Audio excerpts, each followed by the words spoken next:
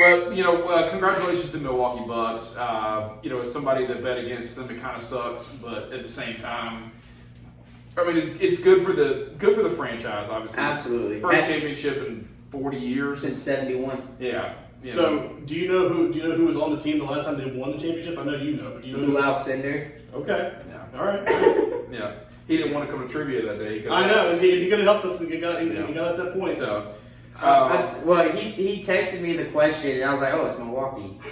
Well, yeah. Thanks. same thing with him last week with the damn black hole. But back to actual talk here. So, it's great for Milwaukee, great for that city. Obviously, they got a lot going on in Wisconsin with freaking Aaron Rodgers, but I thought this was an overall though, great series. I thought it was a really good series. You kept very close competitive games. I mean, Milwaukee won by 20 in Game 3, but the rest of them were all within 10 points.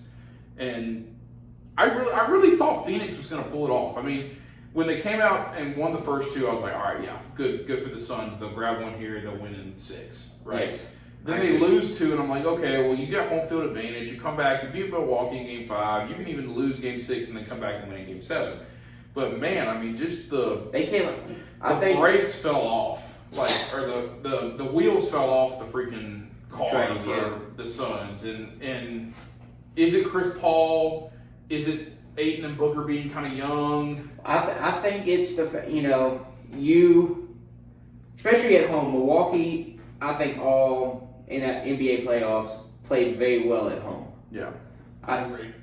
So when you had games 3 and 4 in Milwaukee, you had to still win. Yeah. I think to say you have a viable chance in 6 games, but when you have Giannis who put back-to-back historic games in 3 and 4 with 40-point games and how he put 50 up. He put 50 up in Game 6. Yeah, of the 105, he put 50 of the 105 up in Game 6. But not only that, but then you look at the Suns and you realize your top guys didn't perform.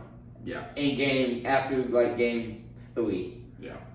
4, 5, and 6, you feel like should have done better. I don't know. Devin Booker performed in Game 5. I say he had a big Game 5. He didn't play well in Game 6, and he certainly didn't play well in Game 3 or 4. Yeah, but then Chris Paul, I think had 12 points, 15 points in Game 5. Yeah. I mean, your two who are supposed to be your go-getters there at the rim or whatever, and then Ayton is. They've turned. I mean, I hate to say this in it's a negative connotation, but they've kind of turned Ayton, especially in the playoffs, late in the playoffs, they turned Ayton in a Chris Bosh mode where he was just really hey man, go get me 12, and 2 blocks. Yeah. Right? And I really feel like if they're going to, but especially with Chris Paul getting older, if they're going to challenge next year to be right back where they are now, DeAndre Ayton's got to be almost a Shaq. He's got to be a dominant force. I mean, that's who they wanted to compare maybe not compare him to exactly. Yeah, well, that's what they were going for, yeah. Yeah, but I mean, if you're gonna beat, you need to be physical. Giannis manhandled him on the block. Yeah. Ayton did not. I don't think use his size the way he should have used his size with Giannis. Yeah. Frank, I thought, played better defense on Giannis than Frank the Tank played. Oh yeah, I know who Frank Kaminsky is. Oh, Frank Kaminsky. Yeah, I think he played better defense on Giannis than Ayton did. Yeah. I feel like Ayton was, and I don't know if it's just being young and only having a few years in the league, but was a little timid. He didn't want to challenge him because he didn't want to pick up a foul because again, I believe the NBA calls a lot of stuff. That should be called. Real nitpicky. Real nitpicky.